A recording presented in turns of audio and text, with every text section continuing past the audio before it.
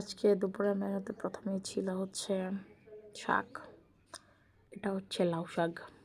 লাউ শাক আমার বড় অনেক পছন্দ, আমি অনেক খাইতে পারি। শাকের মধ্যে লাউ শাকটাই আমার অনেক বেশি পছন্দ। তারপরে ছিল লাউয়ের সাথে সাথে শুকনো মরিচও নিছি, কারণ লাউ শাকের সাথে শুকনো মরিচ এটার দুইটার কম্বিনেশনটা অনেক ভালো হয়। তো আমি শাক আর একটু বেশি করে নিছি, কারণ শাকটা আমার অনেক পছন্দ। তো এবার শাক দিয়ে খাইতেছি, সাথে সিম ছিল, যেগুলো যে সিম দিয়ে লাউ শাকটা রান্না করা হয়েছে, অনেক মজা হয়েছে। সাথে সাথে আমি একটু শুকনো মরিচ ভেঙে নিয়ে শাক দিয়ে খাচ্ছি।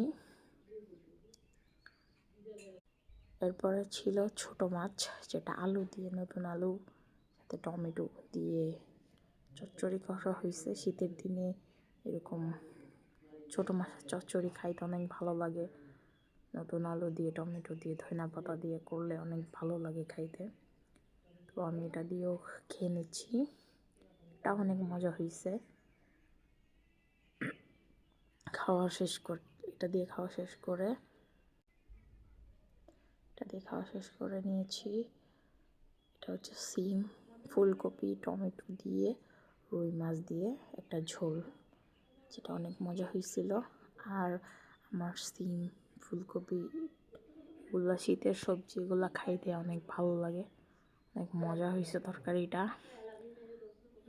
আলহামদুলিল্লাহ, এটাই ছিল আজকে দুপুরের খাবার।